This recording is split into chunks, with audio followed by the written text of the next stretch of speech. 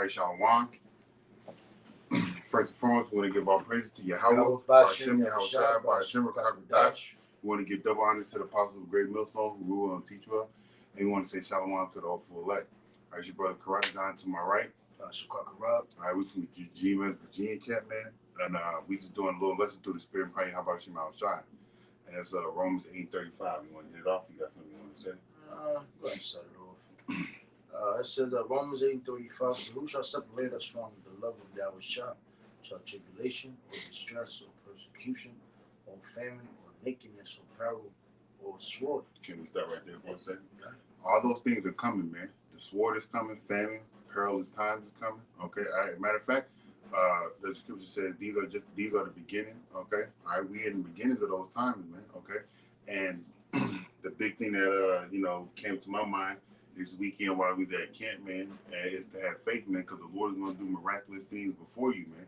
As me and the brother was down there in Atlanta this weekend, man, it was a miraculous thing in my eye to be around 50 other brothers, at least 50 other brothers, if not more, that believe in the same thing that we believe in, man. All right, that's a miraculous thing. So we need that to encourage our faith to get through these times that the brothers sitting here reading, man. Even that guy on that bike there. Oh yeah, I forgot about that. And he was like, he shot him on. He was like, look, first he was like, huh? And he was like, yeah, I can tell. I can already tell by the harbor. Mm-hmm. Shalom. We asked him, the name. He had the name. He said he goes out there and teach. So, but we don't know who the guy is. But the point is, he, out of all the people that was out there in Atlanta, the guy saw us and like ultimately like, yo, Shalom. Yep. So it's very, it's a lot of things that's going to happen. That's why we have to stay focused in this mission and focus on this part, our priority. I got the definition of focus as well. But pretty much, man, we can't allow nothing to, persuade our thoughts to go any other way, any other side. Like the scripture says, I'm going to see if I can find that scripture that talks about, about basically like the straight gate. Matthew 7. Yeah, if you can get that, for sure. Because you're going to have fire on one side, basically fire on both sides. Or you wanted the second Ezra? Yeah. We got both. All right. Because, what we see in front of us is pretty much like that. You have a world.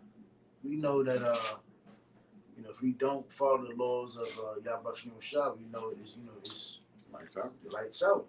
Then there's the other side where it looks like it's beautiful and fine and dandy. The world, everybody's cheerious and joyous. We often know that's destruction. That's the wide gate. Where a lot of people are going to take. A lot of people are going to fucking die on it. Why? Because they have been persuaded not to follow Yahweh Shah. But we've been persuaded, to death, that to follow Yahweh Shah, and it doesn't matter what becomes an obstacle.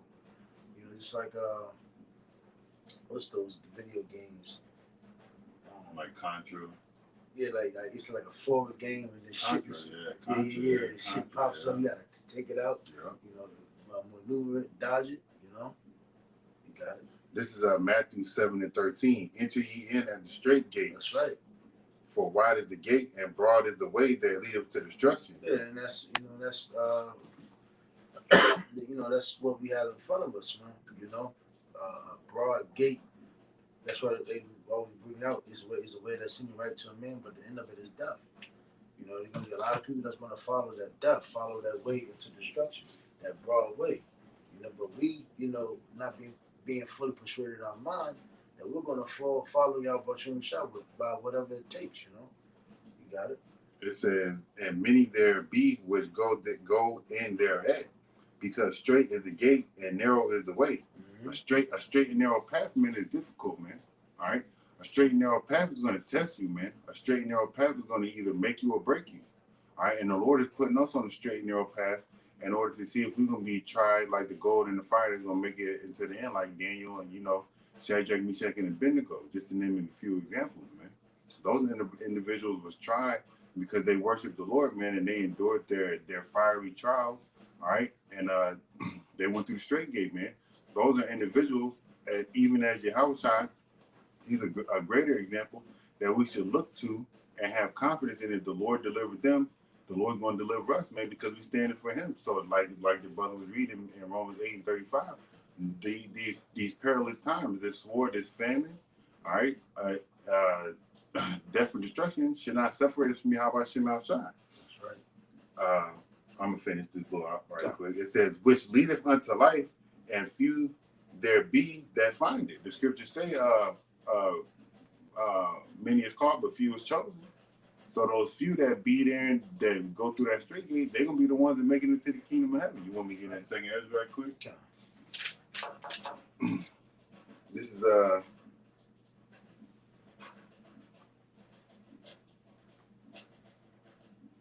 thought it was 6. It's not 6. No, it's 7. Okay. This is second Ezra, chapter 7 and verse 1. And when I had made an end of speaking these words, there was sent unto me the angel which had been sent unto me the nights before. And he said unto me, Up, Ezra, and hear the words which I came to tell thee. And I said, Speak on, my power. Then said he unto me, The sea is set in a wide place, but Salah, the sea is set in a wide place that it might be deep and great. But the interest, but put the interest were narrow like a river. And that great deep wide place, man, if you can liken that to the kingdom of heaven, but that narrow river interest, man, is the straight gate that you had to get through to get into it. Who then could go into the sea to look unto it and to rule it? If he went not through the narrow, how could he come into the broad? There is also another thing: a city is builded and set upon a broad field, and is full of all good things. The interest thereof is narrow and is set in a dangerous place to fall. Like as if you want to say something? Yeah, you got it. Like as if there was a fire on the right hand and on the left a deep water. That's right. You know, and that's basically the walks that we're going to go to. You know that things are going to come up, man. Your family might come against you. You know, certain ailments might come upon you. Certain sicknesses, certain things that might just stop happening. You know, you might lose your job, start losing money. The water. You know, there's all sorts of different things, you know, that could come upon us, you know, especially in these days. But the thing about it, the Lord is about to make a very miraculous things happen upon us, you know. So it's nothing, you know, we have to keep, you know, the thing about it is we have to still keep that focus, man. Because the Lord is not going to forsake us, man. Because we have sacrificed a lot for this truth. The scriptures say, roughly paraphrase, I mean, cut you off, the Lord is not unrighteous to forget your works of labor. Just roughly paraphrase. That's right, man. So, you know, the Lord is not going to forget his men that has labored and sacrificed and put off many things. You know, and especially the men that are fighting and overcoming those battles and being purged and becoming gold, because the Lord is making us men. You know, even though we don't really understand the whole reason of certain things, why what's going on, what is taken upon us, but the Lord is making us into men. You know, and the ones that overcome that battle, you know, is going to get that crown. But the thing about it, you know, if you're not struggling or suffering, you know, then, you know, you're not going to be fit. Yeah, how you going to grow? How you going to be fit, you know, worthy of the kingdom? Hey, the scripture said the servant is not greater than his master. You know, Yahushua struggled, the apostles struggled, the prophets had to go through struggles. You know, that's why they're written in the book that we can have an example to understand. I mean, to follow and understand. That's right. You know? You're right. You said it right. Understand, because we got to understand what they went through. So when if it faces us, we can pray to the Lord like they did. Yeah. And they went through many tribulation and distress and persecution. Shit, Jeremiah own people wanted to kill him. Yep. You know, the apostles that they was in the Roman Empire, they were a lot of them. All of them died. They got put to death. Yep. You know. Let me keep going back in here. It says, who shall separate us from Romans 8 and 35? Who shall separate us from the love of Yahushua, shall tribulation or distress or persecution, or famine or nakedness or peril or sword? As it is written, for thy sake we are killed all day long. So we're being purged, and you know what we really want to do is being killed in our thoughts, those mortal thoughts of what we want to do that's killed all day long. You know, but you know, we are counted as sheep and slaughtered. You know, not sorry, I take that back. You know, we're like, hey, like the brother, what Shahar? No, it was what was it? Right, I believe the brother in the Atlanta camp. He made a good point. Like pretty much with worms. Yeah. You know, we're like worms. When you look at a worm is fucking defenseless. You know, as you dig in the ground, you just dig up mad worms, and they'll just start wiggling until you know whatever. You know, the defense. You can pick them up. Birds can just swoop down and eat them. You know, but you know, that's like us, man. You know, but the thing about it, we don't worry about that. We don't have no unit. We don't have guns. We don't have no military. You know, all we have is faith. You know, that's gonna carry us on until you know till the Gaushah seems fit to redeem us and save us, man. Want to say anything? No, you got it. Kind of says, it's like pretty kind of tired, but it says, nay, in all things, these things, we are more than conquerors through Him that loved us. For I'm persuaded that neither death, nor life, nor angels, nor principalities, nor powers, nor things present, nor things to come, nor height, nor depth, nor any other creature shall be able to separate us from the love of Yahweh, which in Hamashiach Yahushua our Lord. Now, the Lord is the Lord Yahweh Shema Shai is not going to forsake us, man. All right, Hebrews 13:5, man. The Lord said, "I will never leave thee nor forsake thee." All right, we ain't gonna have nothing to worry about. We got to keep meditating on these scriptures, okay? Because in the times that we're coming into, man, there's gonna be heavy persecution on the Israelites, man. All right, they doing their little censorship nonsense right now. All right, where they trying to you know, stop certain things from coming out, but it's only gonna get heavier, man. And then you gonna have the famine of the word, man, and you're not gonna have no videos out or nothing.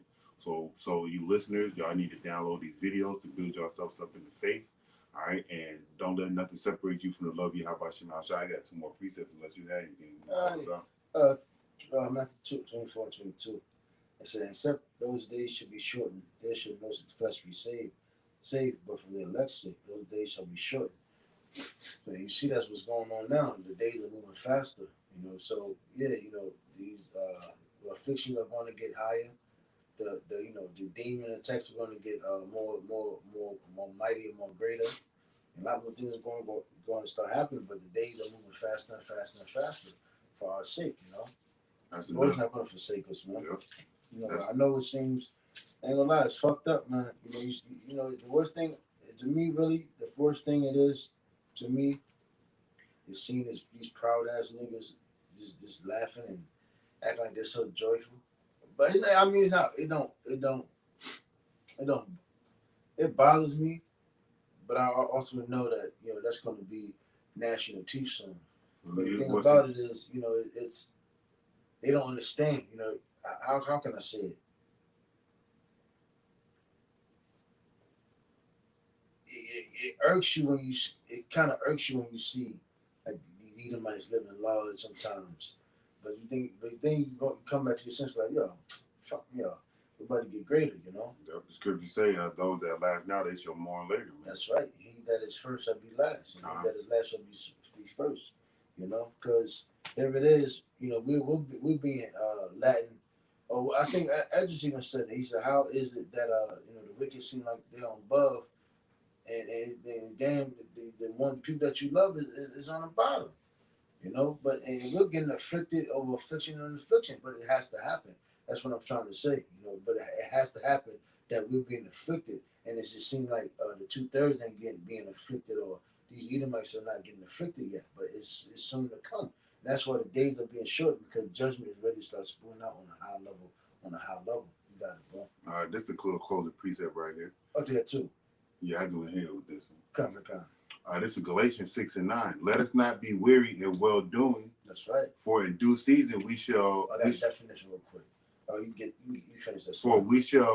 For in due season we shall reap if we faint not, and we have therefore and as we therefore have opportunity, let us do good unto all men, especially unto them who are of the household of faith.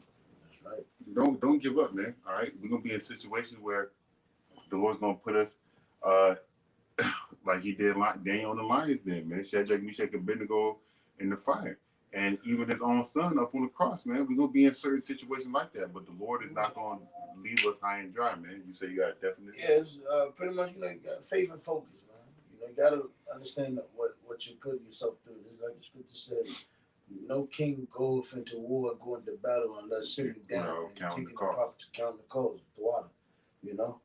So you got to keep your focus, man. You got to understand, you got to have, hey, wisdom, knowledge, understanding of why things are going on, why you know, you're going to go through certain things, you know, but you can't allow what happens to you to separate you from this truth. So you have to have focus. It says focus, definition of focus. It says the center of interest or activity. What focal point? We all know focal, the point at which rays or waves meet after reflection or fraction.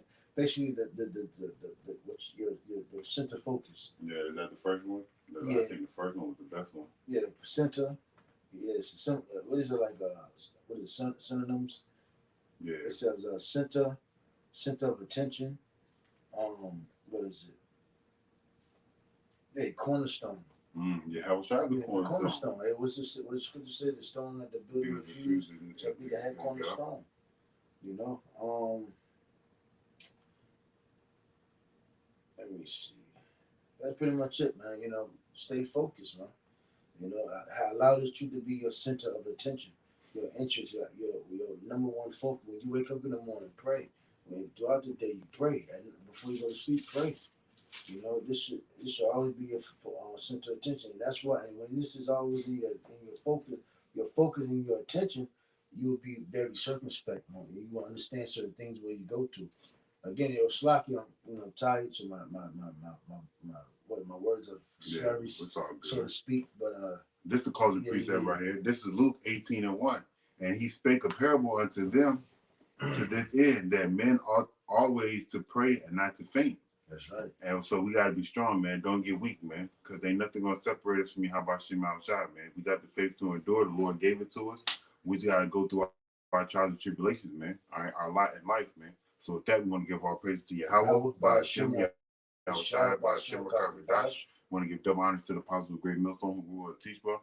And we want to say shalom to the whole full Kwame Yasharala and the Bible Ball. Shalom.